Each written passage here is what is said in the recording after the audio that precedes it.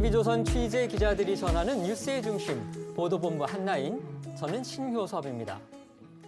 대장동 개발사업체 화천대유에서 대리급으로 일했던 국민의힘 곽상도 의원의 아들이 50억 원의 퇴직금을 받았다고 합니다. 역시 화천대유 직원이었던 박영수 전 특검의 딸은 최근 이 회사가 보유하고 있던 아파트를 분양받았다고 조선닷컴이 단독 보도했습니다. 여당은 국민의힘 게이트라고 역공에 나선 반면 야당은 이런 불공정 구조의 설계자가 이재명 후보라고 맞받고 있습니다. 오늘 화천대유 최대 주주 소환으로 본격화한 검경의 수사가 과연 진실을 드러낼 수 있을지 궁금합니다. 이런 가운데 확산세가 멈추지 않아 당국의 고민이 깊어지고 있는 코로나 상황부터 알아보겠습니다.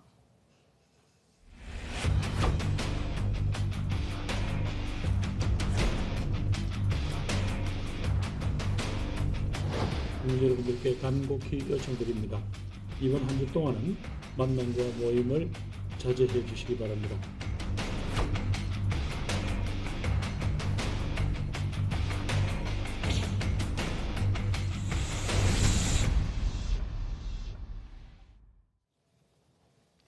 지난주 추석 연휴가 끝나고 확산세가 걷잡을 수 없이 커지고 있습니다.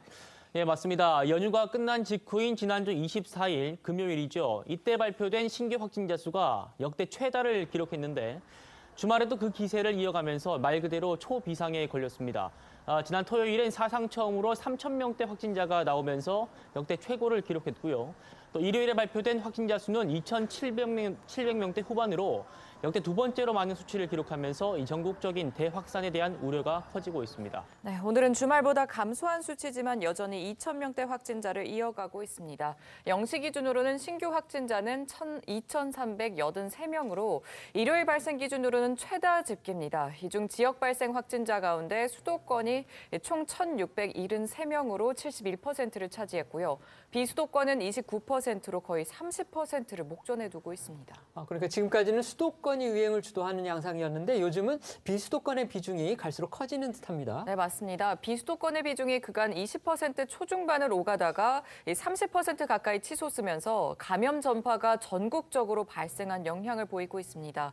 추석 전에는 수도권의 상황이 심각해서 추석을 기점으로 이동량이 늘면서 또 비수도권의 상황도 악화되는 거 아니냐 이런 우려가 많았었는데 이런 우려가 우려로만 끝난 게 아니라 정말 현실이 되면서 전국 그 어디도 코로나로부터 안전할 수 없는 상태입니다. 여기서 더 걱정되는 부분은요. 확진자가 빠르게 늘고 감염원이 다양해지면서 역학조사도 어려워지고 있다는 점입니다. 최근 감염 경로가 밝혀지지 않은 사례가 40%에 육박하면서 방역 체계에 부담으로 작용하고 있는 겁니다. 김부겸 국무총리는 현재 상황을 매우 엄중하다고 판단했는데요. 직접 들어보시죠. 추석 명절 대이동의 여파가 참 무섭습니다. 어느 정도 예견은 하고 있었습니다만은 그 증가의 폭과 속도로 볼 때 매우 엄중한 상황임이 분명합니다. 델타 변이로 인한 4차 유행이 시작된 이후 숨은 감염원이 지역사회에 누적되어 왔고 여름 휴가철과 추석 연휴를 계기로 이동과 모임이 늘어나면서 확산의 불길이 계속되고 있다 이렇게 판단합니다. 그러니까 전파력이 강한 델타 변이가 유행을 주도하고 있고요. 또 여기에 연휴 이동량까지 많아져서 확산 속도에 가속이 붙었다는 건데 전문가들 견해는 어떤가요? 네, 지금 확산세로만 본다면 예상한 것보다 훨씬 빠르게 3,000명대를 넘어서 4,000명대까지 돌파할 수 있다. 이런 어두운 전망까지 나오고 있습니다. 전문가 목소리 들어보시죠. 지금까지 우리 이제 방역 체계라든가 또 국민들 생활 패턴이라든가로 볼 때 이 숫자가 어디까지 간다고 보십니까? 3,000명대에서 그냥 다시 하락할까요? 저는 그랬으면 좋겠다고 기대를 하는데 지금 아직 추석 연휴 여파가 아직 이제 확인이 안 된 상황이고 이번 주 내에 이제 시작이 될 텐데 만약에 비수도권에서의 확진자 범위가 이제 수도권의 감염 양상이 확산돼서 늘어나기 시작하면 더 높게 올라갈 수도 있어서 그 부분이 가장 좀 우려되는 반대로 이번 주, 다음 주까지 너무 급증하지 않을 수 있도록 노력이 필요한 상황이라 생각하시면 될 것 같습니다. 자, 호흡기 내과 전문가인 천은미 이대 목동병원 교수도요. 이 감염 확산세는 시차를 두고 나타나는 만큼 일일 확진자가 최대 4,000명대에 이를 수 있다 이렇게 말했고요. 또 방역 당국도 추석 연휴 기간에 잠복기를 고려할 때 향후 1, 2주를 최대 고비로 보면서 바짝 긴장을 하고 있습니다. 특히 10월 초에는 개천절과 한글날 등 연휴가 껴있어서 자칫 이번 4차 대유행이 전국적으로 걷잡을 수 없는 사태로까지 좀 커질 수 있다. 이런 암울한 전망까지 나오고 있는데요. 정부는 이번 주 방역 상황이 단계적 일상 회복으로 가는 출발점을 결정짓게 될 것이라면서 이번 한 주 동안은 만남과 모임을 자제해달라고 부탁했습니다. 또 진단검사에도 적극적으로 동참해줄 것을 거듭 요청했습니다. 이런 상황에서 방역당국이 4주간 연장했던 현행 거리두기가 다음 달 3일에 종료됩니다. 거리두기 단계가 축소되기보다는 아무래도 재연장될 가능성이 더 무게가 실려지겠죠? 네, 맞습니다. 지금 사태가 심각한 만큼 거리두기를 재연장해야 된다는 우려의 목소리가 나오고 있는데 일단 정부는 10월 말에 단계적 일상 회복을 도입하겠다는 계획에는 변함이 없다는 입장이어서 진통이 예상되고 있는데요. 감염병 전문가들의 의견도 엇갈리고 있습니다. 지금 상황에서는 도입 일정을 조정해야 더 큰 유행을 피할 수 있다라고 이야기하는 전문가도 있고요. 한 번 올라간 확진자는 방역을 강화하지 않으면 떨어지지 않으니 위드 코로나도 오히려 더 늦어지게 될 것이라는 그런 회의적인 전망도 나왔습니다. 네, 오마이뉴스 보도에 따르면 김우주 고려대 구로병원 감염내과 교수는요, 이 정부가 위드 코로나 정책을 추진하겠다고 하면서 이 코로나에 대한 국민들의 경각심이 더 누그러지고 있다면서 서울 곳곳에서 이미 마스크를 벗고 담소를 나누는 시민들을 자주 볼 수 있다. 이건 이미 위드 코로나 상황이다. 이렇게 말을 했습니다. 그러면서 이 정부가 위드 코로나로 국민들에게 희망을 심어주는 건 좋지만 이건 양날의 검이 될 수 있다. 이러면서 섣불리 전환했다가는 새 확진자 수가 하루 5,000명 이상 나올 수 있다. 이렇게 경고를 하기도 했습니다. 네, 반면 전문가들 가운데 이 방역 완화의 전제 조건을 내세우면서 위드 코로나로 전환을 해야 한다. 이런 의견도 있었습니다.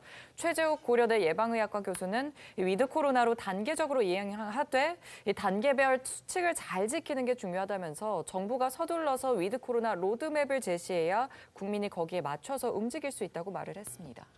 이른바 위드 코로나를 두고서 여러 목소리가 나오고 있습니다. 대통령은 전 국민이 2차 접종까지 70% 이상을 맞추면 위드 코로나로 가야 된다 이렇게 얘기를 했는데 이거 정부가 상당히 중요한 선택의 기로에 놓인 것 같거든요. 어떻게 보십니까? 아직은 뭐 시간 여유가 조금 있는 거죠. 10월 한 달 여유가 있는 거. 현재 국민의 접종 완료율이 45.2%입니다. 이것이 이제 70%로 가는 시점이 10월 말로 내다보고 그 이후에 위드 코로나를 좀 검토해보자 하는 것인데 현재 확진자의 분포가 어떻게 나타나고 있는가 이 부분을 한번 볼 필요가 있습니다. 현재 확진자의 85.5%는 미접종자 그리고 백신 1차 접종자에서 나오고 있거든요.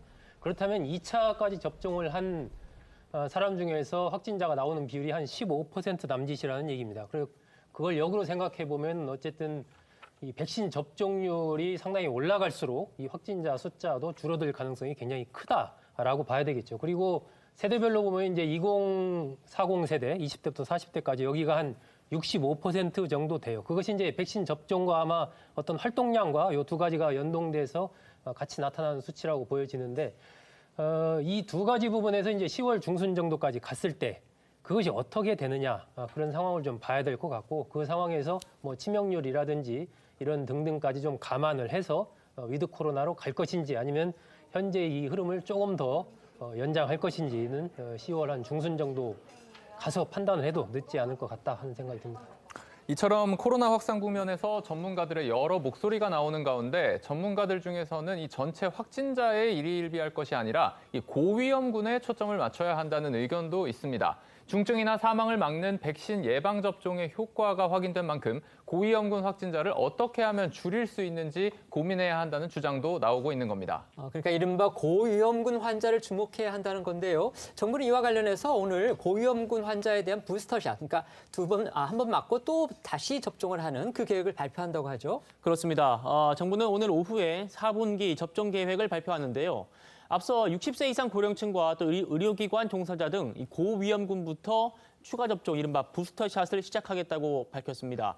아직 백신을 맞지 않은 소아, 또 청소년과 또 임신부의 접종 계획도 포함될 걸로 보이고요. 또 백신의 1, 2차 접종 간격을 단축하기로 하면서 이 백신 접종의 속도가 더 붙을 거란 전망도 나오는데요. 자세한 소식은 잠시 뒤에 정부의 브리핑으로 확인할 수 있겠습니다. 네, 알겠습니다.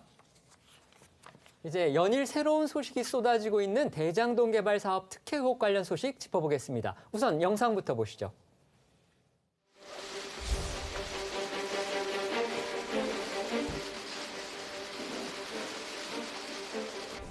매우 송구스럽게 생각합니다. 불법은 없었고요. 경찰 조사에서 성실하게 답하도록 하겠습니다.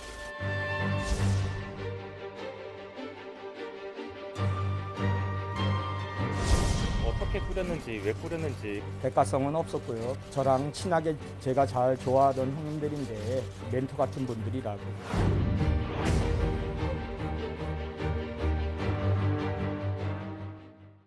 자, 보신 것처럼 이 성남시 대장동 개발 사업 특혜 의혹을 받고 있는 이 화천대유의 최대 주주 김모 씨가 오늘 오전 참고인 신분으로 경찰에 출석해서 조사를 지금 받고 있습니다. 경찰은 지금 김 씨를 상대로 거액의 회사 돈을 빌린 경위와 사용처 등을 추궁하면서 배임과 횡령 정황을 파악할 걸로 보이는데요. 김 씨는 오늘 오전 서울 용산경찰서에 출석해서 취재진 앞에서 화천대유와 관련한 여러 가지 의혹에 대해서 설명을 했습니다.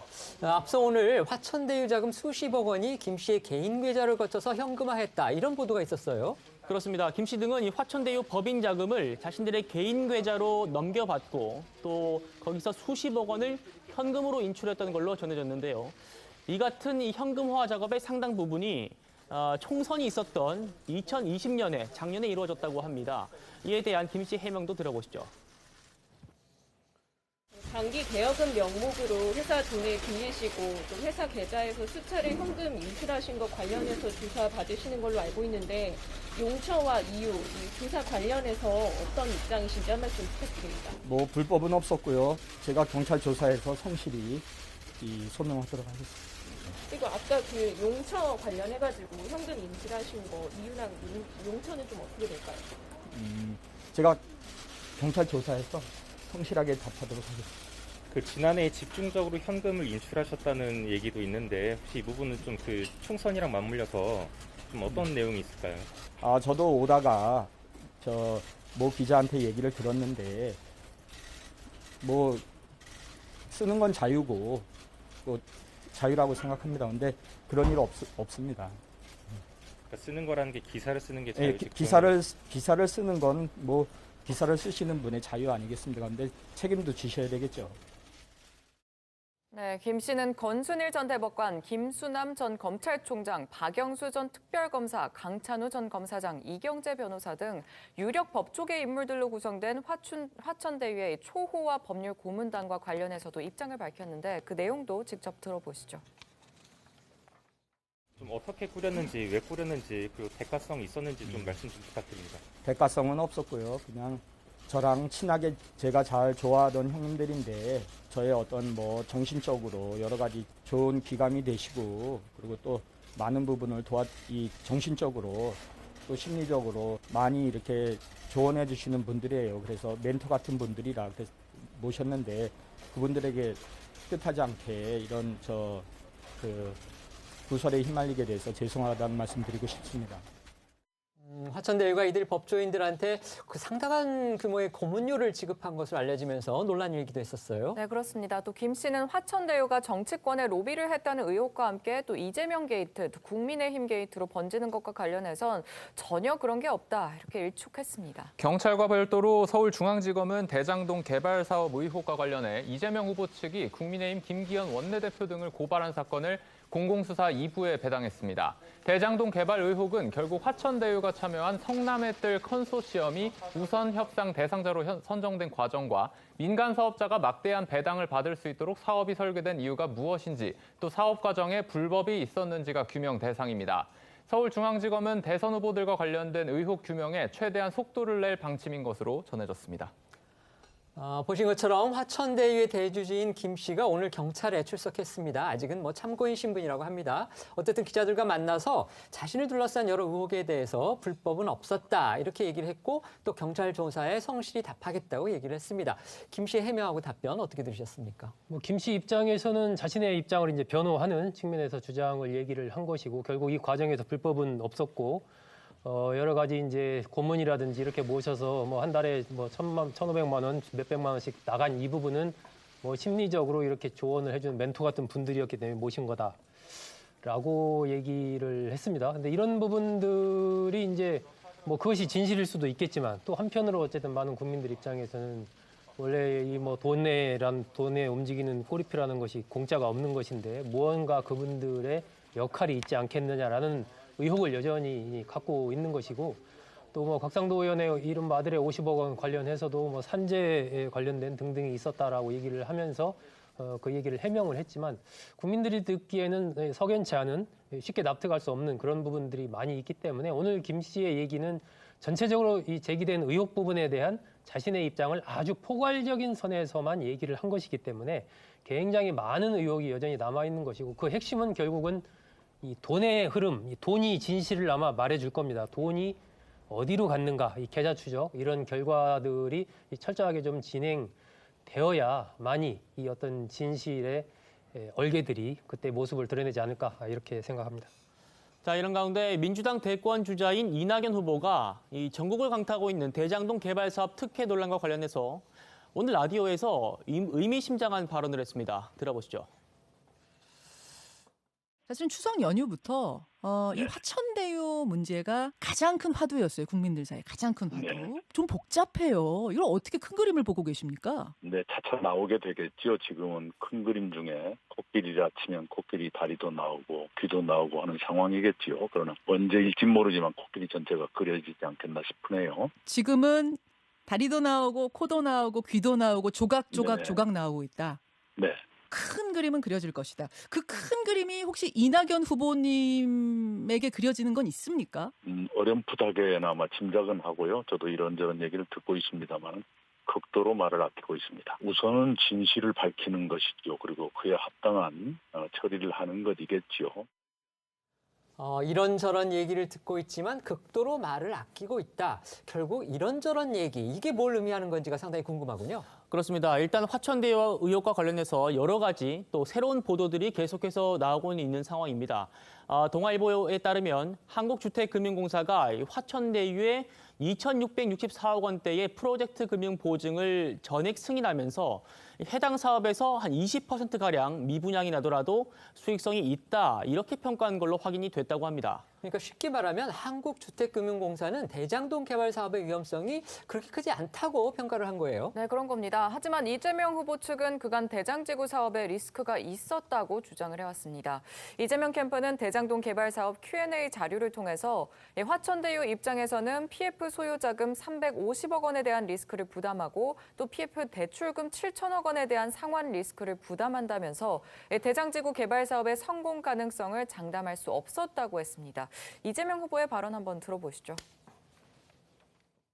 우리 입장에서는 확정 개발 이익을 최우선 배당 또는 시행하기로 약정을 했기 때문에 그 나머지 손해나면 그분들이 부담하는 거예요. 위험 부담을 하는 거죠. 개발 이익이 많이 날 경우를 가정해서 이익을 환수하는 장치를 왜 안 만들었냐 그러는데, 그러면 부동산 가격 떨어졌을 때 우리가 손실을 같이 부담해라고 얘기할 거 아닙니까? 근데 우리는 그런 위험 부담을 할 수가 없죠. 할 필요도 없고. 그러나 주택금융공사는 대장지구의 입지 여건이 양호하다는 평가와 함께 2,600억 원대 보증 신청을 전액 승인해줬고, 당시 보증 승인에 대해서 보증 요건을 충족한 정상적인 절차라고 설명했다고 동아일보는 보도했습니다. 또 대장동 개발 사업 특혜 의혹과 관련해서 거론되는 인물들도 상당히 많습니다. 저희가 지난주에 유동규 씨에 대한 얘기를 했었죠. 네, 그렇습니다. 성남도시개발공사에서 기획본부장과 사장 직무대리를 지냈던 유동규 씨는 2009년 무렵부터 이재명 당시 경기지사와 인연을 맺었던 것으로 전해지고 있습니다. 조선일보 보도에 따르면 2009년 당시 변호사였던 이재명 후보는 아파트 리모델링 추진위원회 조합장인 유동규 씨가 아파트 리모델링의 사업성을 높이는 주택법 개정을 주장하자 이를 적극 지원을 했다고 하는데요. 이재명 후보가 성남시장 후보로 출마하자 유 씨는 지지 선언을 하면서 이재명 후보를 도운 것으로도 알려졌습니다. 이재명 후보가 성남시장에 당선된 이후에 유 씨는 성남도시개발공사 기획본부장과 사장 직무대행을 맡아서 이 대장동 개발사업자 공모와 선정에 관여한 것으로 알려졌는데요. 여기에 유 씨 직장 후배이자 대장동 개발 민간사업자 선정에 참여한 이 정모 변호사가 한 언론사와 인터뷰를 했습니다. 정모 변호사는 어떤 얘기를 했어요? 네, 동아일보의 보도에 따르면 정모 변호사는 화천대유 관계사인 천화동인 4호 소유주 남모 변호사의 소개로 이 성남 도시개발공사에 입사했다고 합니다. 정모 변호사는 남모 변호사에게 채용 사실을 듣고 얼마 전에 이력서를 낸 기억이 있다면서 이 남 변호사가 소개는 했지만 거기 가라는 것은 아니었다고 말했습니다. 자, 이 정모 변호사는요, 국회 국토위원회 소속의 한 국회의원의 보좌진으로 재직하기도 했고요. 이후에 2014년 11월 성남도시개발공사에 입사를 했습니다. 2015년 3월에는 화천대유가 참여한 하나은행 컨소시엄을 우선 협상 대상자로 선정할 때 전략사업실 소속의 투자사업팀장으로 평가에 참여를 했다고 합니다. 정 변호사는 2014년 11월부터 남 변호사가 대장동 로비 혐의로 수사를 받았고 또 2015년 5월 구속이 돼서 정신이 없었기 때문에 연락을 주고받은 적은 없다 이렇게 밝혔습니다. 그리고 1년 6개월 뒤부터 남 변호사를 몇 번 정도 만나서 대장동 관련 질문은 받았지만 자기는 모른다 이렇게 답했다고 합니다. 네, 그러면서 화천대유가 참여한 하나은행 컨소시엄이 압도적인 점수로 우선 협상 대상자가 된 이유에 대해서는 대출 금리가 제일 낮았고 당시 심사위원들의 1, 2, 3등 점수가 거의 비슷했다면서 평가 자료와 채점표가 다 남아있으니 특혜 여부는 수사기관에서 판단할 것이라고 말했습니다. 또 정 변호사가 지난해 판교역 부근에 차린 이 부동산 개발업체 유원홀딩스의 실소유주가 유 씨라는 의혹이 있다는 질문에 유원이라는 회사명은 유 씨를 지칭한 게 맞다면서 지분은 100% 본인이 가지고 있고 유 씨는 동업관계라서 등기에는 올리지 않았다고 답했습니다.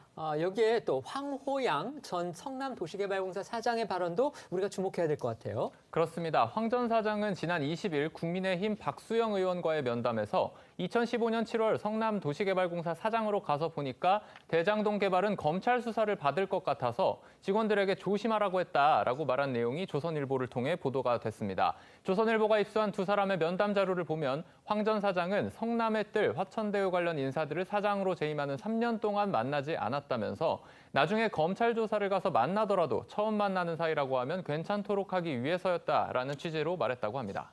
또 이 대장동 개발은 원래 이게 개발본부장의 업무인데 이 기획본부장인 유동규 씨가 추진을 했다 이러면서 이 사익이 과도하면 이 배당 비율을 조정해야 한다는 내부 의견을 누군가가 무시했다 이런 발언도 적혀 있었다고 합니다. 박수영 의원은 조선일보와의 통화에서 황 전 사장은 면담에서 나중에라도 대장동 개발이 문제가 됐을 때 책임을 피하기 위해서 본인은 관여하지 않으려 했다. 그런 취지로 말하는 것이 맞다고 했는데요. 황 전 사장은 취재 요청을 하자 문자 메시지를 통해서 박 의원한테 그런 말을 한 적은 없다. 이렇게 부인을 했습니다. 또 대장동 관련 업체가 선정된 몇 달 뒤에 사장으로 근무했고 대장동과 관련해서 별도로 할 말이 없다. 내가 할 수 있는 건 추측밖에 더 있겠느냐. 추측해서 어떻다거나 할 수가 없다. 이렇게 보도를 했습니다. 지금 언론에서 보도하고 있는 대장동 개발 사업 특혜 의혹 관련 인물만 해도 정말 여러 명이 됩니다. 지금 이제 검경 수사가 시작이 됐는데 이 중에서 특히 주목해야 될 인물 어떤 분이 있을까요? 한 서너 명쯤 보입니다. 일단은 제일 주목되는 게 조금 아까 나왔던 유동규 전 성남도시개발공사 기획본부장. 네네. 어쨌든 그 당시에 개발본부장이죠? 기획본부장이죠. 네네네. 그 당시에 이제 유 본부장이 중심이 돼서 이 성남의 뜰 컨소시엄이 선정이 됐기 때문에 그 전반적인 과정 이런 부분들을 가장 잘 알고 있을 것이고 일부 보도에 따르면 어쨌든 그 당시에 민간이 과도한 이익을 얻으면은 그것을 다시 또 이렇게 나누는 그런 조항을 넣어야 된다라고 하는데 유 본부장이 팀까지 바꿔가면서 그걸 그대로 현재대로 밀어붙였다 이런 보도가 나온 것도 봤습니다. 당사자는 부인하고 있습니다. 예, 당사자는 아니라고 하고 있지만 그런 보도도 나왔고 했기 때문에 전체적인 당시의 상황을 가장 잘 알고 있는 인물 중에 한 명이 이제 유 전 본부장이기 때문에 그 인물이 주목이 되는 것이고 두 번째는 이 화천대유의 대주주인 현재 지금 용산서에서 지금 조사를 받고 있는 김 씨죠. 네. 김 씨는 아무래도 이제 자금의 흐름, 이 배당금의 흐름이라든지 그 과정에서 은행들이 이제 컨소시엄에 대거 참여하게 되는 그런 과정들이라든지 기타 등등에 대해서 또 누구보다 잘 알 수 있는 그런 위치에 있습니다. 그리고 세 번째는 지금 미국으로 도피했다는 말이 나오고 있는 그 천화동인 3호 남모 변호사. 예, 남모 변호사. 네. 그리고 4호 그 회계사. 네. 요 두 인물이 어쨌든 그 전에부터 민간으로 추진할 때부터 이 대장동 관련된 사업 부분을 주도해왔고 구조를 짜온 그런 인물들이다라고 하기 때문에 크게 봐서 이 세 명 이에 대한 어떤 조사 결과 이런 부분들이 이 대장동 개발 의혹의 전모를 밝히는데 굉장히 중요하다라고 생각하게 됩니다. 네, 대장동 개발 사업 특혜 의혹은 일각에서 이 양파 같다는 얘기가 계속 나옵니다. 까도 끝없이 의혹이 나온다는 뜻인데요. 이번엔 곽상도 의원 아들의 50억 퇴직금 논란까지 불거지면서 파문이 전방위로 확산되고 있는데 먼저 영상으로 보시죠.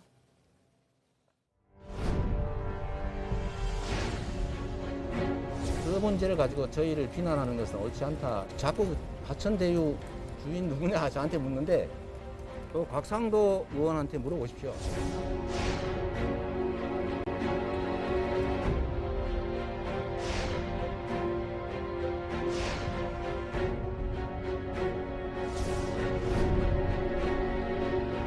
(6년) 근무하고 50억을 받았습니다. 이게 정상적이라고 생각하는 국민은 아무도 없을 겁니다. 국민의힘에게 묻습니다. 곽상도 의원의 아들이 받은 50억 원의 실체는 무엇입니까? 오징어 게임과 아수라가 소환될 정도로 전 국민의 공분을 사고 있는 대장동 화천대유 비리가 연일 국민들을 경악하게 만들고 있습니다. 민주당은 국정조사와 특검 요구를 즉각 수용하십시오.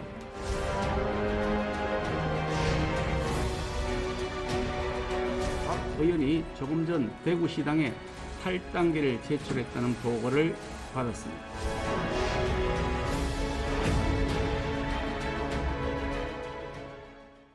어제 곽상도 의원의 아들이 화천대유에서 거액의 퇴직금을 받은 사실이 드러나면서 곽 의원이 결국 탈당까지 했습니다. 민주당은 당연히 국민의힘을 향해서 강도 높은 공세를 펼치고 있죠. 네, 그렇습니다. 곽상도 의원의 아들이 올해 3월 화천대유를 퇴사한 후 퇴직금과 성과급 명목으로 50억 원을 받은 사실이 알려지면서 대장동 특혜 의혹 사건의 파장이 야권으로까지 확산되고 있습니다. 곽 의원의 아들은 열과 성을 다해서 일하고 평가받은 것이라고 해명하고 있지만 민주당은 국민의힘 게이트의 실체가 드러났다면서 맹공을 펼치고 있는 상황인데요. 곽상도 의원의 아들은 화천대유에서 6년 정도 일하다가 지난 3월 퇴사했다고 하죠. 그간 이재명 후보를 향하던 대장동 의혹에 곽상도 의원의 이름이 거론되니까 곽 의원은 화천대유에서 아들이 월급 300만 원 안팎을 받았다면서 이 문제가 없다는 취지로 주장을 해왔습니다. 그런데 화천대유가 곽 의원 아들에게 퇴직금과 성과급 등의 명목으로 50억 원을 지급한 사실이 추가로 확인이 된 겁니다. 2015년 6월부터 올해 3월까지 5년 9개월 정도 근무한 대리급 사원입니다. 월급과 별도로 50억 원을 한 번에 받았다? 상식적으로 납득하기 어렵다는 얘기가 나오죠. 국민의힘 대선 주자들 사이에서도 읍참마속해야 된다는 주장이 잇따랐고요. 결국 논란 10여 시간 만에 곽상도 의원은 대구시당에 전격적으로 탈당계를 내게 됩니다. 네, 화천대유 측에서도 해당 논란에 내부 절차를 거쳐서 합법적으로 지급된 돈이라는 입장을 언론에 전달하기도 했습니다. 논란이 거세지면서 곽상도 의원의 아들이 어제 직접 입장문을 내기도 했었죠. 네, 저도 입장문을 봤는데 저는 너무나 치밀하게 설계된 오징어 게임 속 말일 뿐이다. 이런 대목이 또 논란이 되더군요. 네, 최근 유행하는 드라마죠. 이 오징어 게임에 빗댄 겁니다. 곽 의원의 아들은 입장문을 통해서 자신이 화천대유 1호 사원이었음을 공개를 하면서 아버지의 권유로 입사하게 됐다고 밝혔습니다. 논란에 대해서 화천대유에 큰 수익이 날 수 있도록 최선을 다했다면서 정당하게 받은 돈이라고 주장을 했고요. 3년 전엔 업무 과중으로 이명, 어지럼증 등이 생겼고 회사가 이를 인정해서 성과급과 위로금을 책정한 것으로 알고 있다며 이어 자신은 너무나 치밀하게 설계된 오징어 게임 속 말일 뿐이라고 했습니다. 입사했을 때는 이미 화천대유의 모든 설계가 끝나 있었고 자신은 위에서 시키는 대로 했다는 겁니다. 하지만 이 성과급과 퇴직금만으로 50억이라 이거는 일반 국민의 상식으로는 이해하기가 어려운 액수는 분명한 것 같고요. 그래서 논란이 더 커지고 있죠. 저희가 이 화천대유의 감사보고서 지난 6년치를 살펴봤는데요. 이 화천대유가 지금까지 퇴직금을 위해서 적립한 돈이 한 14억 원 정도밖에 안 됩니다. 그런데 적립금의 3배가 넘는 50억 원을 이 대리급 사원의 퇴직금으로 줬다. 이거는 통상적으로 보기 어렵다. 그런 지적이 많은 겁니다. 더군다나 회사가 창립된 2015년부터 지난해까지 실제 지급된 연간 최고 퇴직금은 1억 3천만 원이 전부였고요. 또 6년간 전체 퇴직금 지급액을 합쳐도 2억 6천만 원이 채 안 됩니다. 곽 씨는 열심히 일한 대가로 지난해 6월 퇴직금을 포함해서 한 5억 원의 성과급 계약을 체결했고 또 올해 3월 퇴사하기 전에 한 50억 원을 받는 걸로 성과급 계약이 변경됐다 이렇게 해명은 했지만 성과급이라고 인정하더라도 논란이 수그러들지 않고 있습니다. 관련 목소리 들어보시겠습니다. 아빠가 곽상도가 아니라서 미안하다라고 사과를 해야 될 판입니다. 곽상도 의원 아들이 몸 상하며 일한 정당한 대가라고 해명했는데요. 정말 국민의 염장을 뒤집어 놓고 있습니다. 엄마 찬수도 실력이라던 정과 어찌 그리 똑같은지 기시감이 듭니다. 대리 한 사람의 퇴직금으로 50억을 지급한 데 대해서 화천대유 측에서는 곽 의원의 아들이 이명과 어지럼증을 겪는 데 대한 산재 위로금 명목이라고 해명을 했습니다. 산재 사망도 5억이 되기 어려운 게 현실인데 어지럽다고 50억을 줬다. 더군다나 화천대유가 배당금으로 받은 게 500억대인데 그중에 10분의 1에 가까운 액수를 줬다. 그런 이유로 그 금액을 일시에 줬다는 건 저는 믿지 못하겠습니다. 아마도 다른 이유가 있겠거니. 김어준의 짐작이었습니다. 지금 문제가 되고 있는 곽상도 의원의 아들은 나이가 31살이라고 하고요. 그다음에 화천대유에서는 대리급으로 일을 했다고 합니다. 그런데 받은 퇴직금이 지금 50억이다. 이렇게 되면서 논란이 지금 커지고 있습니다. 이에 대해서 화천대유 측도 그다음에 곽상도 의원 또 곽 의원 아들도 직접 나서서 해명을 하고 있는데 이분들의 말은 결국은 일 열심히 하고 몸 상해가면서 번 돈이다. 그리고 성과를 올려서 받은 정당한 대가다. 또 화천대유 측은 산재 보상의 성격까지 있다. 또 이렇게까지 얘기를 했어요. 위원님 어떻게 보십니까? 모든 상황을 좀 감안을 해도 그러니까 이 곽 의원의 아들이 근무한 기간이 2015년 6월에서 지난 3월까지입니다. 한 6년이 채 안 되는 그런 기간이고 대리급으로 근무를 했단 말입니다. 그럼 통상적으로 이제 회사 생활을 하는 직장인 입장에서 봤을 때 퇴직금을 계산을 해보면 크게 해도 한 2,500만 원에서 3,000만 원 정도 그 정도 범위인데 위로금 성과급까지 포함했다고 해도 50억 원.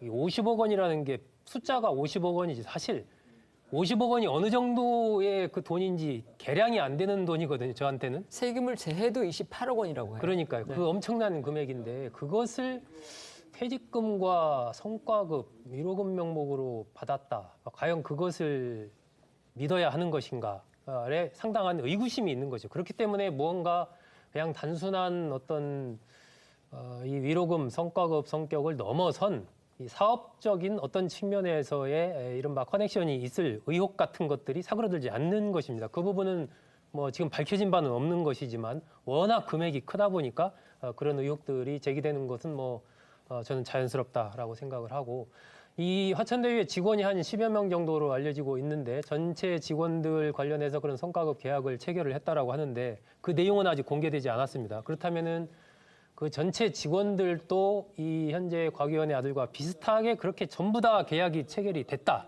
그러면은 이제 어쨌든 상대적으로 이 곽 의원 아들 부분, 곽 의원에 대한 비판 같은 것들은 좀 잦아들 수 있을 텐데 그런 부분이 아직 공개되지 않은 상황에서 이 현재의 드러난 이 상황만 놓고 봤을 때는 오늘 이 대주주 김 씨의 해명도 있었습니다만은 그것을 그대로 받아들이기에는 너무나 상식적이지가 않다라고 하기 때문에 보여지기 때문에 여전히 여러 가지 의혹이 남아 있다 이렇게 생각합니다. 곽 의원 아들이 퇴직금으로 50억 원을 받은 사실이 공개되자 온라인상에서는 박탈감을 호소하는 청년층의 글도 속속 올라오고 있습니다. 월급 250만 원을 받았다는 곽 의원 아들이 퇴사하면서 50억을 받았다. 상상을 초월하는 특권이 아니냐는 등의 청와대 청원도 게시가 됐고요. 좌절감을 느낀다는 글도 올라온다고 하는데요. 여기에 지금 공세에 열을 올리는 건 그간 누구보다 대장동 개발 의혹에서 야권의 화살과 공격을 받아왔던 이재명 후보 측이겠죠. 이 후보의 목소리 들어보겠습니다. 적반하장도 이런 적반하장이 없습니다, 여러분. 그 민간업체에 곽상도, 원효철 줄줄이 있는데 제게 눈꼽만한 허물이라도 있었으면 가만두었겠습니까, 여러분? 국민의힘에 경고합니다. 도덕대들의 선동에 넘어갈 만큼 세상 그리 어리석지 않습니다. 정신 차리고 제발 등 그만 찍으세요. 아니, 그냥 계속 찍으세요.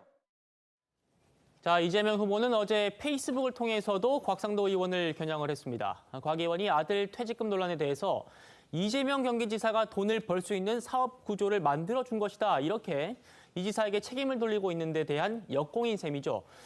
이 후보는 곽 의원이 화천대유는 이재명 거라는 식의 회개한 주장을 하더니 자기 아들이 받은 50억은 이재명 설계 때문이란다 이러면서 이러다가 조만간 50억 받은 사람이 자기 아들이 아니라 이재명 아들이라고 할 것 같다 이렇게 비꼬았습니다. 이재명 후보는 50억에 대해서 뇌물로 의심된다면서 저보고 감옥 운운하는 인사들이 많던데 이 지사가 보기에는 곽 의원도 운도 더 끝나가는 것 같다 이렇게 또 말을 했습니다. 이재명 캠프의 목소리까지 들어보시죠. 네, 사실 그 200~300만 원 월급을 받았던 분들에게 통상적으로 지급되는 퇴직금 액수라고 볼 수가 없죠. 그 성과급이라고 얘기한다 그래도 이해가 안 되는 것이 화천대유라는 회사가 350억 정도를 투자해서 한 577억 정도를 배당받았다는 거 아닙니까? 네. 그러면 한 220억 정도 이익을 봤다는 건데 거기에 한 4분의 1에 해당하는 돈을 네. 굉장히 젊은 분에게 성과급으로 지급했다? 그래서 이게 지금 언론에서도 보니까 우에 투자한 것에 대한 배당이거나 아니면 뭔가 정치적 역할을 한 것에 대한 보상 아니겠느냐라는 의혹 제기들이 있는데 저희들도 이제 그런 의심을 가질 수밖에 없는 거죠. 네, 곽 의원은 아들의 50억 원 수령에 몰랐다는 입장입니다. 곽 의원 아들도 사정상 아버지한테 말을 못했는데 화천대유가 언론에 크게 보도되고 나니까 그때야 말했다. 이렇게 지금 얘기를 하고 있죠. 네, 그렇습니다. 하지만 이미 여권에서는 이 화천대유 측이 박근혜 정부 민정수석 출신인 곽 의원을 보고 아들에게 뇌물성으로 돈을 준 것이 아니냐 이런 의혹을 펼치고 있습니다. 곽 의원은 아시아경제를 통해서 뇌물 의혹에 말이 안 되는 주장이고 사실이 아니다라고 부인하면서 거듭 그 회사가 기본적으로 엄청나게 이익을 가져가도록 설계를 한 것은 이재명 후보라고 밝혔습니다. 민주당 이낙연 대표는요, 곽 의원의 내로남불을 지적하지 않을 수 없다고 말합니다. 이제까지 곽상도 의원이 문 대통령의 아들 준용 씨와 조국 전 장관 그리고 그 자녀에 대해서 도를 넘는 모욕을 계속했는데 곽 의원은 아들의 50억에 대해서 어떻게 설명하고 어떻게 책임지겠냐는 겁니다. 이미 문준용 씨가 곽 의원을 향해서 또 한마디 했어요. 네, 그렇습니다. 곽 의원은 그동안 문 대통령 아들 준용 씨와 관련한 의혹을 집중적으로 제기해온 바 있죠. SNS로 서로 설전을 벌이기도 했었습니다. 문준용 씨는 곽 의원을 향해서 대통령 자식 공격으로 주목받았죠. 그런데 하필이면 이번엔 자기 자식이 연관되다니 자기가 휘두르던 칼에 아들까지 다칠지도 모른다. 그때 남 탓할 수 있겠는가. 아들이 받은 돈이라 아빠는 모른다는 식으로 대응하지 말라. 비겁한 거다라고 적었습니다. 자, 여권뿐 아니라 야권에서도 곽 의원에 대한 비판이 쏟아지고 있습니다. 김근식 국민의힘 송파병 당협위원장은요. 미디어 아티스트로 열심히 실력으로 지원받았다고 큰소리치는 문준용 씨나 또 개발이익 5,500억 원을 공공환수한 치적이라며 동문서답하고 있는 이재명 지사나 또 50억 퇴직금이 열심히 일한 대가라고 당당하게 변명하는 곽상도 의원의 아들이나 개긴독인이다 이렇게 말했습니다. 곽 의원을 향해선 이 탈당으로 끝날 일이 아니다. 또 내로남불의 끝판왕이다. 이렇게까지 얘기했는데 오늘 여야의 목소리 함께 들어보시죠. 대통령의 가족을 정쟁의 한복판에 끌어들여 모욕 주기를 반복했습니다. 그러나 정작 본인과 아들을 둘러싼 의혹엔 뻔뻔한 역정만 냅니다. 천박하고 오만합니다. 적반하장도 이런 적반하장이 없습니다.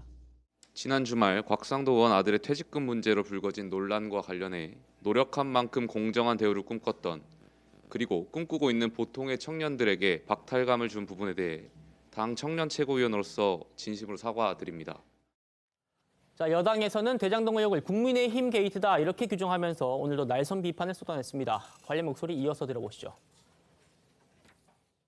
국민의힘 덕에 기회 얻은 민간 업체에서 뇌물 받아가지고 챙긴 게 바로 국민의힘이다. 이게 팩트입니다. 국민의힘 이렇게 지도부 회의에 보면 백드롭에 화천대유는 누구 것입니까? 라고 써 있습니다. 누구 것인지를 다 알고 있으면서 누구 것입니까? 라고 지금 소리를 치고 있습니다. 박상도 의원의 탈당으로 꼬리 자르고 끝날 일이 아닙니다. 곽 의원 아들 곽 대리는 자신을 오징어 게임 속에 말에 불과했다 이렇게 얘기했습니다만 본인이 말이라는 것을 시인했으니 이제 이 오징어 게임의 설계자를 찾아야 할 때입니다. 설계자는 누굽니까? 이재명 후보를 비롯한 여당 대선 주자들은 야권에 일제히 비판 목소리를 높이고 있습니다. 김두관 의원은 월급을 250만 원 받았다고 하더니 5년 일하고 50억 받는 게 정상이냐. 이제 국민의힘 게이트인가 민주당 게이트인가 이렇게 반문을 했고요. 추미애 후보 역시 아버지가 곽상도가 아니었더라면 로또형 지급이 가능했겠냐고 말을 했습니다. 야당 주자들도 곽 의원을 향한 철저한 수사를 촉구하고 있습니다.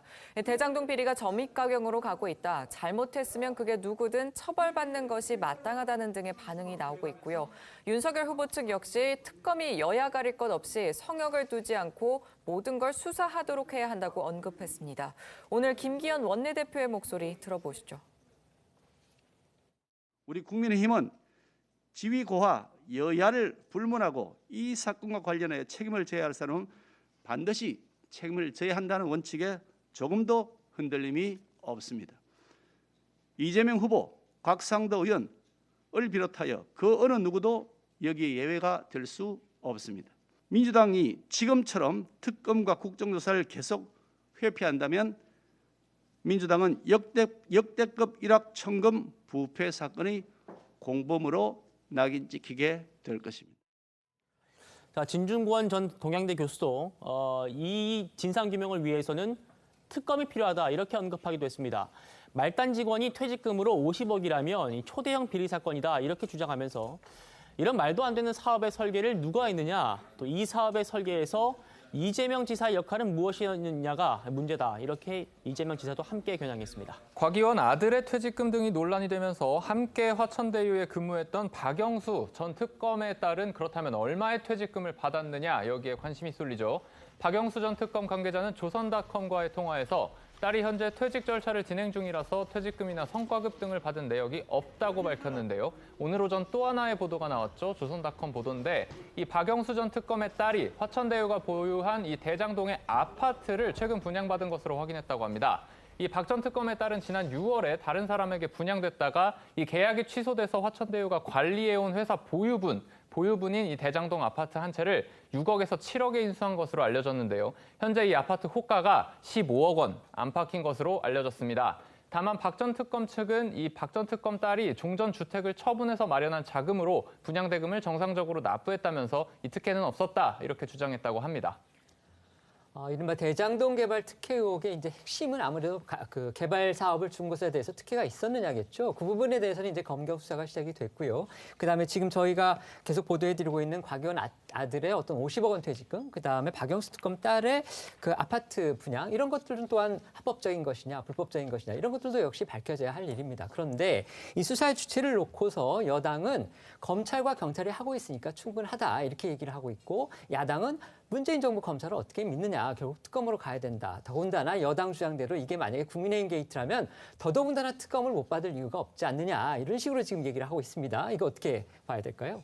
이제 여기서부터 이제 정치의 영역으로 가는 거죠. 이미 이제 대선전이 시작이 됐고 그렇기 때문에 여권 입장에서는 특검으로 갈 경우에 특검의 수사 범위라든지 또 그걸 정하는 협상을 또 야당과 해야 되고 특검을 추천을 받아서 특검이 선정이 되면 또 수사팀을 또 꾸려야 되지 않습니까? 그리고 수사에 들어가고 수사 내용을 발표하고 이 과정이 10월부터 바로 시작이 된다고 해도 이게 내년 한 2, 3월 정도까지 간단 말이죠. 근데 내년 대선이 3월 9일에 있습니다. 그렇죠. 그렇기 때문에 특검이나 국정조사를 야권이 주장하는 이 부분을 여권에서 받을 경우는 어쨌든 이 특검 프레임에 빨려 들어간다. 이 대장동 관련된 개발 의혹이 대선 내 전반적인 프레임을 좌우하게 될 것이다. 그 과정에서 이재명 지사 관련된 부분이 계속 어쨌든 이슈로 나올 수밖에 없기 때문에 이 부분은 받을 수 없다라고 이제 이렇게 얘기를 하면서 대신 검찰과 경찰이 수사를 하고 있으니까 지켜보자 이렇게 얘기를 하고 있거든요.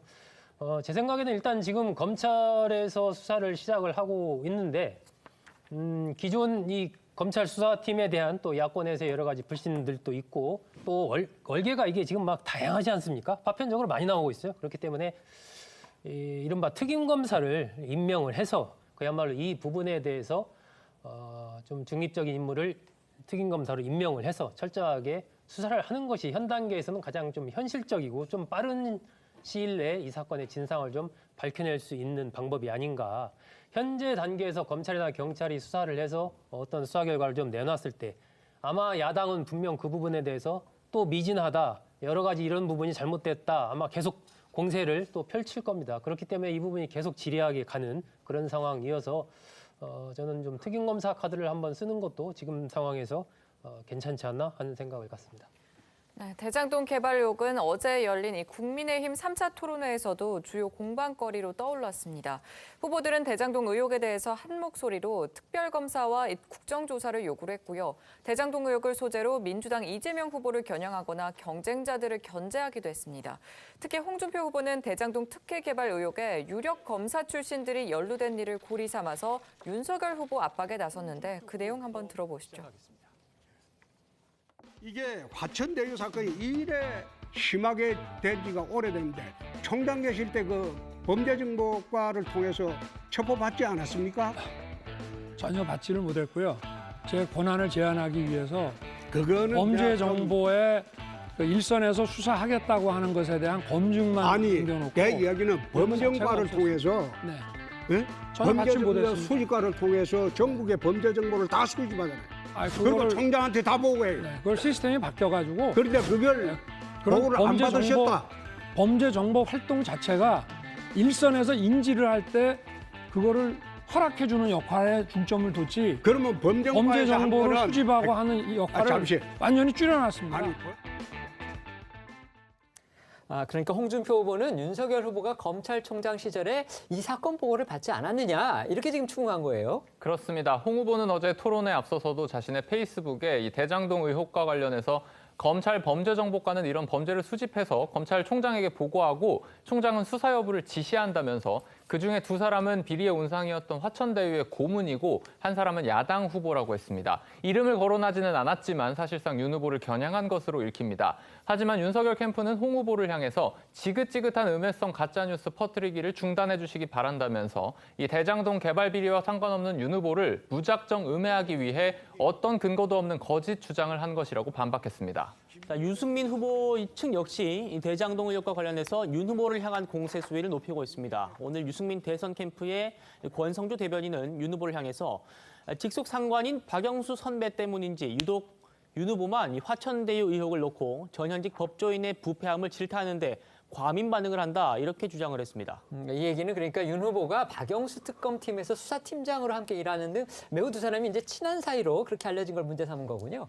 그렇습니다. 이어서 권 대변인은 윤 후보는 사상 초유의 개발 비리 사건에 대해서 기자 질문 답변 형태로만 한 번 말했고 또 캠프 차원의 대변인 논평도 단 한 차례뿐이다 이러면서 아직도 조직에 충성하는 검찰이냐, 희대의 불공정 비상식 사건에 침묵하는 이유가 뭐냐 이렇게 공세를 폈습니다. 관련해서 어제 토론회에서의 두 후보 간 공방도 들어보겠습니다.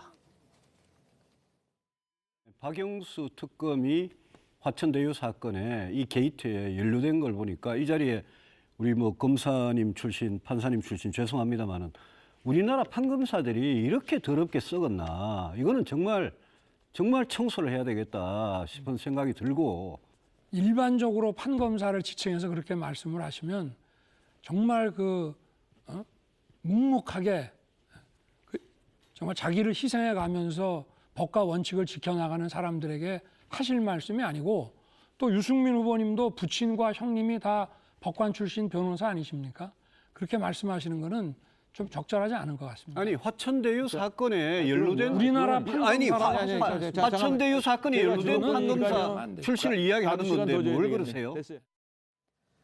윤 후보와 유 후보는 어제 박근혜 전 대통령 사면을 두고서도 신경전을 벌였어요. 네, 그렇습니다. 윤 후보가 박 전 대통령의 사면을 주장하자 이 유 후보가 45년을 구형한 사람이 윤 후보가 아니냐 이렇게 지적하는 등 두 후보 간의 설전이 벌어진 겁니다. 이어 유 후보는 앞서 토론회에서 배신자 프레임을 꺼내든 홍 후보를 향해서도 박 전 대통령의 사면 문제를 거론하며 반격에 나섰는데 그 내용도 한번 들어보시죠. 우리 윤석열 후보께서 검찰에 계실 때 토탈 박근혜 전 대통령에 대해서 45년을 구형을 하셨더라고요. 그게 지금도 나는 잘했다, 그게 옳은 일이다 이렇게 생각하십니까? 잘 모르시는 모양인데 검찰의 그 재판에서의 구형도요 양형 기준표에 따라서 법에 따라서 한 거다. 그러면 우리 박근혜 전 대통령에 대한 사면에 대해서는 어떻게 생각하십니까? 제 개인적으로는 이제 이 정도 고생하셨으면 좀 대개 돌아가게 해드려야 되지 않느냐. 45년을 살아야 된다고 그러셨는데 네. 지금은 사면해야 된다. 그거는 이제 사면은 정치적인 알겠습니다. 문제 아닙니까? 예. 후보님께서 박근혜 대통령이 춘향인 줄 알았더니 알고 보니까 향단이었다. 탄핵당해도 싸다. 이렇게 말씀을 해놓고는 요번에 박정희 전 대통령 생가에 가셔가지고는 박근혜 탄핵 잘못됐다. 이렇게 발언을 하셨어요. 국민의힘의 3차 토론회가 어제 열렸습니다. 여기에서 박근혜 전 대통령의 사면 문제가 또 어김없이 등장을 했고요. 또 대장동 의혹과 관련해서 홍준표, 유승민 후보가 전직 검찰총장인 윤석열 후보를 압박하는 모습을 보였습니다. 이거 어떻게 보셨습니까? 뭐 사면이나 탄핵 문제는 계속해서 아마 앞으로도 나올 수밖에 없는 그런 문제인데 어제 토론회에서 이 윤 후보의 어떤 관련성 이런 부분들을 이제 홍 후보다 유 후보가 어떻게든 좀 그 부분 비판의 지점으로 삼으려고 굉장히 노력을 했는데 그렇게 뭐 효과를 거두지는 못했던 것 같습니다. 홍준표 후보 같은 경우는 그동안의 토론회에서 좀 부드럽게 하면은 이제 색깔을 잃어버렸다. 좀 세게 하면은 같은 편인데 이래도 되냐 이런 비판을 받으면서 참 곤혹스럽다라는 글을 자신의 SNS에 지난번에 남기기도 했는데 이번 토론회에서 어느 정도 좀 작심하고 나온 것 같긴 한데 그 부분이 이제 토론회에서 내가 확실한 우위를 좀 보여주겠다라고 했던 그런 부분에 견뎌본다면 기대만큼의 효과를 거두지는 못한 것 같다. 유승민 후보도 좀 비슷한 측면이 있고 결과적으로 본다면 윤석열 후보가 토론회 시작 전에는 토론회를 하게 되면은 너무 준비가 부족해서 완전히 이제 판판이 깨질 것이다. 이런 전망들도 나오고 상대 후보 진영에서도 그렇게 보고 했는데 어쨌든 토론을 하면서 나름 좀 선방하는 모습을 좀 보이고 있다. 물론 계속해서 어떤 말 실수나 사안에 대해서 이해가 좀 부족한 이런 부분은 보이고 있습니다. 하지만 전체적으로 애초에 뭐 토론회가 시작되면 완전히 아마 윤석열 후보가 코너에 몰려서 그냥 기대 수준이 너무 낮았던 거 아니셨어요? 뭐 그럴 수도 있겠지만요. 네. 그런 것에 비해서는 그래도 나름 좀 선방해 가고 있는 건 아닌가 하는 그런 생각이 듭니다. 이 토론회가 진행될수록 이 양강 구도를 형성 중인 윤석열 후보와 홍준표 후보의 신경전도 보시다시피 가열되고 있습니다. 특히 어제 토론회에서 홍 후보는 작전계획 501호와 최근 김여정 담화 내용 등을 언급하면서 윤 후보를 강하게 압박했고요. 질문을 받은 윤 후보는 다소 당황한 모습을 보이기도 했습니다. 영상 함께 보시죠. 작게 501호가 발동이 되면 대통령으로서 제일 먼저 무엇을 해야 됩니까? 한번 좀 설명해 주시죠. 아니 작게 501호 아시나고 했잖아요. 국가 그 남침이라든가 이런 비상시에 발동되는 그게 아니고 네. 작게 501호라는 것은 한미 연합사령부가 전시의 대북 계획입니다. 그러니까 전시 굉장히 중요한 문제예요. 김정은이가 군사적 균형을 깨지 마라 이렇게 경고를 했어요. 누가 언제 했습니까? 네. 이번에? 그걸 모르면 내가 넘어가겠습니다. 죄송합니다. 그러니까 홍 후보가 말하고 있는 요점은 결국 윤석열 후보의 본선 경쟁력, 그걸 문제 삼고 있는 걸로 보여요. 그렇습니다. 홍 후보는 윤석열 후보가 준비되지 않은 대통령 후보다라는 점을 거듭 부각하고 있는 겁니다. 오늘 페이스북을 통해서도 작게 501호는 이 대통령이 될 사람이라면 이 기본적으로 알고 있었어야 되는 정보다라면서 이 윤 후보를 겨냥했습니다. 그러면서 작게 501호는 이미 언론에도 공개가 됐고 또 유사시의 한미 대북 작전 계획이라면서 이 세부 내용은 당연히 군사 기밀이지만 이를 언급하는 것 자체는 아무 문제도 없다면서 공개된 자리에서 작게 501호에 대해서 토론을 하는 것은 부적절하다고 했던 윤 캠프 측의 비판을 반박하기도 했습니다. 홍 후보는 또 어제 토론회에서는 윤석열 후보가 민주당 지지층이 꼽는 가장 상대하기 쉬운 후보다 이렇게 윤 후보를 몰아세웠습니다. 윤 후보도 자신은 그렇게 생각하지 않는다 이렇게 말하면서 반격에 나섰는데요. 두 후보의 목소리 조금 더 듣고 오시죠. 민주당 어느 여론조사에서 민주당에서 가장 만만한 사람이 누구냐? 압도적으로 윤석열 후보입니다. 거기에 대해서 어떻게 생각하세요? 그건 제가 거기에 대해서 논평은 안 하겠습니다. 그거 갖고 많이 홍보를 하시는 모양인데 그거는 우리 홍 후보께서 알아서 쓰십시오. 네. 예. 그렇게 만만하면 저를 가지고 이렇게 공격을 하겠습니까? 홍 후보가 공세를 편 그 자료는 어제 발표됐던 여론조사, 그걸 두고 한 말이죠? 그렇습니다. 뉴시스의 의뢰로 리얼미터가 조사한 여론조사 내용인데요. 민주당과 국민의힘 지지층에게 각각 상대로 나올 경우에 자당 입장에서 유리한 후보가 누구냐 이렇게 물은 결과 민주당 지지층에서는 이 상대하기 유리한 후보로 윤석열 후보를 꼽은 응답이 39.1%, 홍준표 후보를 꼽은 답은 26%로 나타났습니다. 반면에 국민의힘 지지층에선 이낙연 후보가 34.2%, 이재명 후보가 26.9%였습니다. 최근 발표된 여론조사 결과도 살펴볼까요? 먼저 오늘 발표된 한국사회여론연구소의 조사 결과 차기 대선 후보 적합도에서 이재명 후보가 30%, 윤석열 후보가 27.1%로 나타났습니다. 그러니까 오차 범위 내의 접전입니다. 네, 그렇습니다. 이 후보는 전주 대비 6.4%포인트 올랐고 윤 후보는 1.7%포인트 하락한 겁니다. 이어 홍준표 후보도 16.6%, 이낙연 후보 12.5% 순이었습니다. 어제 발표된 리얼미터의 조사에서도 윤 후보와 홍 후보는 초접전 양상을 보이며 양강 구도를 유지했습니다. 윤 후보가 26.9%, 이재명 후보가 25.2%로 두 후보 간의 격차는 불과 1.7%포인트인데요. 이어 홍 후보가 16.8%, 이낙연 후보가 12.5%를 기록했습니다. 네, 양자 대결 결과 조사도 살펴보겠습니다. 리얼미터의 조사 결과 윤석열 후보와 이재명 후보의 양자 대결에서는 윤 후보가 43.1%, 이 후보가 37%로 나타났고요.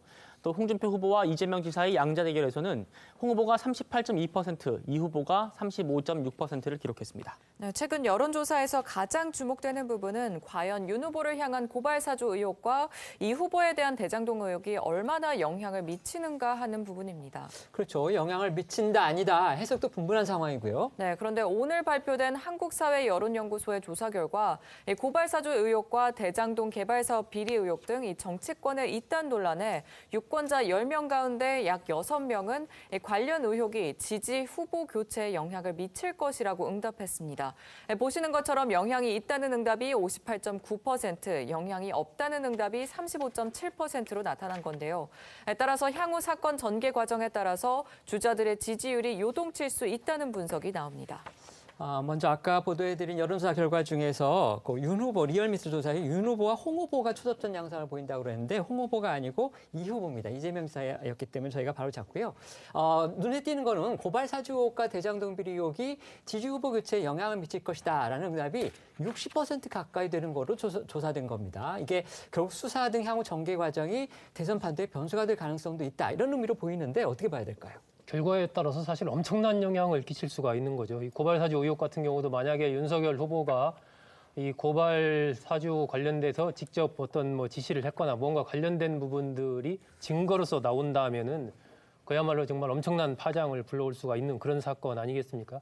현재까지는 어쨌든 윤 후보가 이와 관련됐다는 아무런 증거는 없는 거죠. 하지만 무언가 거기에 대해서 나오게 된다면은 상당한 파장을 불러올 수 있는 것이고, 이 대장동 개발 의혹도 어쨌든 이재명 지사가 당시 성남시장 시절에 성남도시개발공사가 중심이 돼서 진행한 그런 사업이기 때문에 이 돈의 흐름이라든지 이런 부분에서 이 지사가 직접 어떤 본인이 이득을 취하지 않았더라도 관련된 돈이 이 지사의 측근으로 흘러가는 어떤 그런 부분이 나온다든가, 예를 들어서 그랬을 경우에는 이게 또 대선 가도에 상당한 영향을 미칠 수가 있는 거죠. 두 사건 다 현재 검찰, 경찰의 수사가 진행되고 있는 상황이기 때문에 어디로 튈지 사실은 알 수가 없는 그런 부분이고, 이슈가 계속해서 지금 대장동 같은 경우도 이슈가 막 새로운 이슈들이 불거지고 있지 않습니까?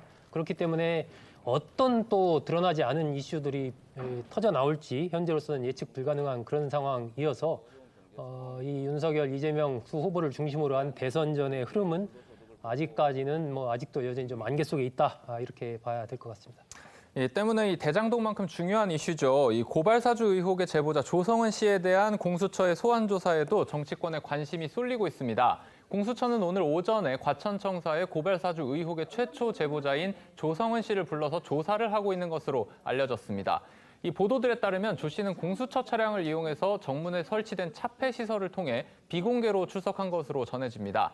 공수처는 이전에 조 씨가 제출한 자료와 압수수색을 통해 확보한 증거물 분석 내용 등을 토대로 이 고발장과 첨부 자료의 전달 경로와 경위 확인에 주력하고 있는 것으로 알려졌는데요. 관련해서 조 씨의 목소리 다시 들어보시죠.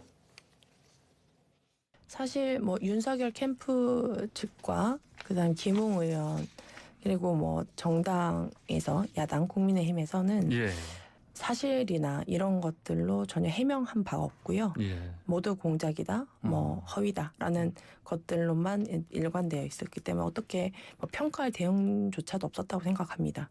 그리고 허위 주장들은 거의 다음날 수준에서 그 주장들이 허위로 밝혀졌기 때문에 참 양심들이 없구나 이런 생각을 합니다. 저는 굉장히 밝혀지기 어려운 윤석열 대검찰청의 비위가 이번에 좀 공개될 절호의 기회였지 않나 생각을 하고요. 법적 책임이 있는 분들은 그냥 솔직하게 정면으로 법적 책임 받으셨으면 좋겠고요. 그리고 이렇게 은폐되지 않았으면 좋겠습니다. 공수처가 오늘 제보자 조 씨를 소환 조사하면서 수사에 속도를 내는 것으로 보이는군요. 그렇습니다. 이 관건은요, 윤석열 후보와 또 선 검사가 고발장을 작성하도록 시킨 의혹을 받는 성명불상의 이 검사에 대한 확인 여부입니다. 만약에 이 공수처가 그를 특정해서 소환한다면 고발 수사 의혹은 새로운 국면을 맞게 될 걸로 예상이 됩니다. 그러나 손 전 정책관의 혐의를 입증하지 못할 경우에 윤 후보 소환 조사는 쉽지 않을 전망인데요. 그럼에도 일각에선 공수처가 손 전 정책관으로부터 유의미한 자료나 진술을 확보하지 못해도 윤 후보를 상대로 한 강제 수사에 나설 가능성이 있다. 이런 관측도 나오는 상황입니다. 이제 여당 경선으로 가보겠습니다. 지난 주말 호남 경선까지 마무리한 민주당은 경선 일정의 절반을 끝냈습니다. 주말 상황 저희가 영상으로 준비해봤습니다.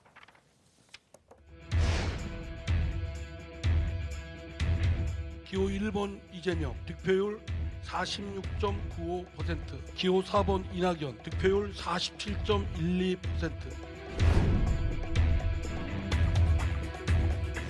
오늘 더 큰 희망의 불씨를 발견했습니다. 오늘의 결과를 토대로 더욱 노력해서 저희가 상당히 불리할 것이다라고 예측했는데 생각보다 많은 지지를 보내주셔서 감사드립니다.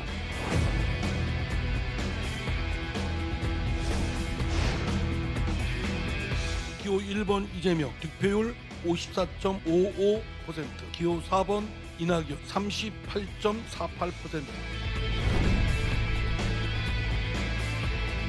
호남 지역 전체로는 저희가 기대 이상으로 많이 승리한 것 같습니다. 변함없이 희망을 지니고 더욱 노력해 가겠습니다.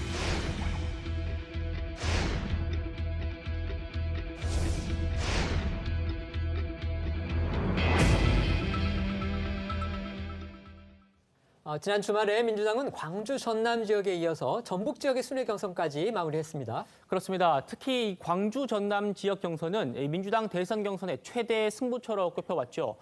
광주 전남 지역의 승자는 이낙연 후보였습니다. 우선 광주 전남 지역의 투표 결과 한번 다시 살펴보겠습니다. 이낙연 후보가 47.12%로 1위, 이재명 후보가 46.95%로 이낙연 후보가 근소하게 앞서면서 이재명 후보의 연승을 저지는 했습니다. 하지만 다음 날인 26일 곧바로 전북 지역에서는 이재명 후보가 과반 득표로 1위를 차지해서 광주 전남 지역의 패배를 하루 만에 서력을 했죠. 전북 지역 투표 결과 이재명 후보가 54.55%로 과반 득표에 성공했고요. 이낙연 후보는 38.48%를 얻으면서 2위에 머물렀습니다.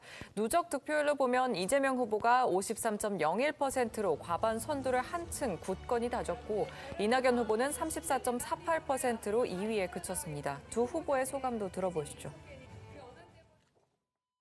개혁 민주 세력의 본향이라고 할 수 있는 이 호남 지역의 높은 지지율은 아마도 본선에서 승리하라, 그리고 압도적 경선 승리로 내부 균열을 최소화하고 본선 경쟁력을 높여주고자 하는 이 호남 집단 지성이 발현된 것이다라고 생각하고 언제나 말씀드린 것처럼 진심으로 감사드립니다.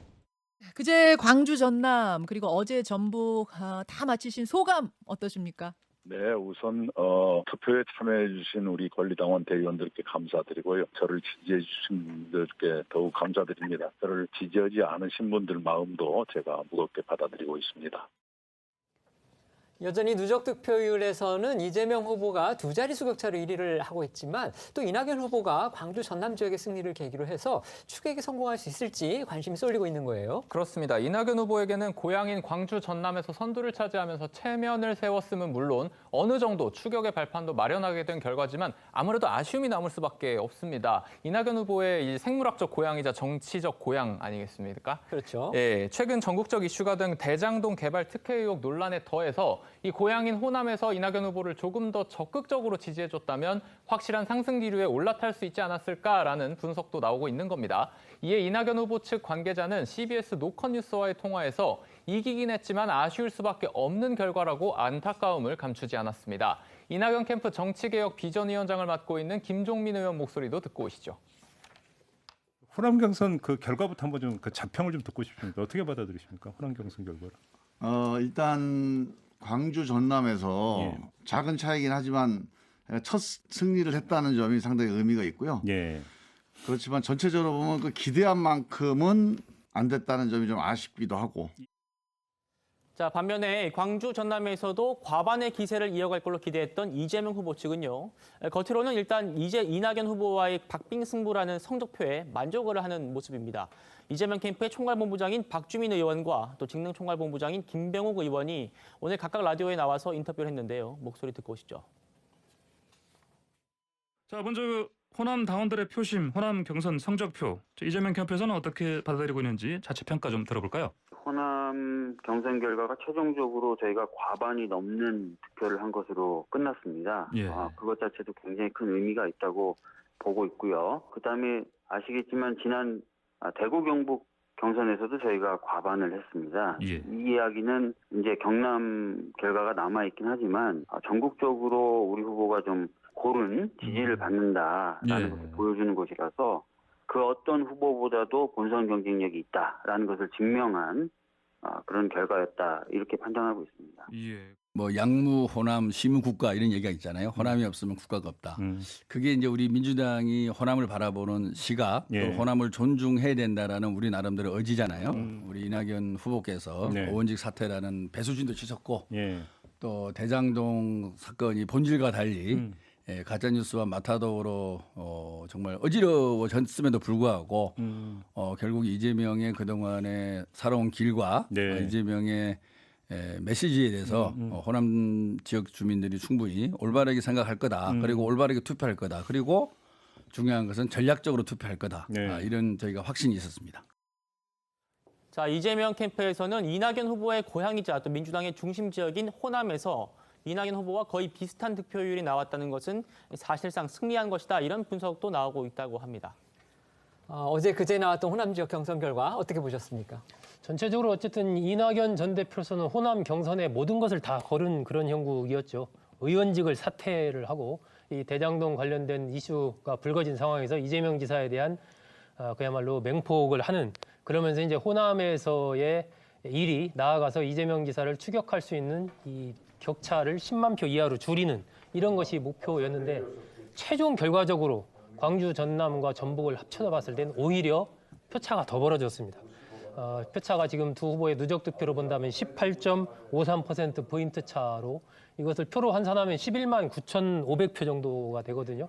그렇기 때문에 사실 이낙연 전 대표로서는 이 배수의 진을 치고 혼신의 힘을 기울였지만 매우 좀 이 기대에 못 미친 실망스러운 결과가 아닌가 그렇게 생각이 들고요. 물론 이제 정치적인 고향인 전남에서의 상당한 표 이런 것들을 얻음으로써 이낙연 전 대표에 대한 이 호남민들의 어떤 잠재력 이런 것들은 보여줬지만 현실적으로 봤을 때는 상당히 이제 힘에 부치는 그런 모습을 보여줬다라고 판단이 되기 때문에 앞으로 있을 경선 결과 특히 이제 다음 10월 3일 날 진행될 2차 슈퍼위크에서 어느 정도 민주당 경선의 결론이 날 가능성이 매우 커졌다 이렇게 생각합니다. 네, 민주당 대선 경선 후보인 이재명 후보와 이낙연 후보가 대장동 특혜 의혹을 두고 명락대전을 벌이면서 3위 주자인 추미애 후보의 득표율이 또 급감했습니다. 그래요. 명락대전이 격화되면서 윤석열 후보의 고발 사주로 추미애 후보가 얻었던 반사이익이 좀 사라지는 게 아니냐 이런 해석들이 나오더라고요. 맞습니다. 추미애 후보는 어제 전북 지역 합동 연설회에서도 윤석열 후보를 공격했는데요. 경선 레이스 내내 윤석열 때리기를 해온 추 후보는 고발 사주 의혹이 불거지면서 나오면서 득표율이 급상승했습니다. 정치권에서는 고발 사주 의혹이 더 커지면 이재명 후보의 지지자가 추미애 후보에게 이동하는 이 추풍이 거세져서 이재명 후보의 과반 득표를 저지할 수 있다. 이런 전망까지 나왔었는데요. 하지만 25일에서 26일 공개된 호남 지역 경선 결과 추미애 후보는 광주 전남 지역에서 4.33%, 전북 지역에서 5.21%의 표를 받는 데 그쳤습니다. 대장동 개발 특혜 의혹 사건이 이 추석 전후 정치권과 법조계를 강타하면서 1강 2중 구도로 변하려던 이 민주당 경선 레이스가 다시 양강 구도로 돌아섰는데요. 이재명 캠프 관계자는 이낙연 캠프가 대장동 사건으로 이 지사에게 네거티브를 하니까 위기감을 느낀 개혁 성향 지지자들이 다시 이 지사에게 결집했다고 호남 경선 결과를 설명했습니다. 추미애 캠프 관계자도 이낙연 캠프가 대장동 사건 관련 네거티브를 이 지사를 향해 쏟아내서 위기감을 자극하니까 추 전 장관을 찍으려던 지지자들이 이 지사 쪽으로 쏠려서 일시적으로 양강 구도가 강화됐다고 말했습니다. 자, 민주당의 경선 결과 이번 주에 2차 슈퍼위크 결과를 저희가 지켜봐야 될 것 같습니다. 저희는 1분 뒤에 다시 돌아오겠습니다. 오늘 준비한 소식은 여기까지입니다. 저희는 내일 오후 1시에 더 핫한 소식으로 찾아뵙겠습니다. 시청해 주셔서 고맙습니다.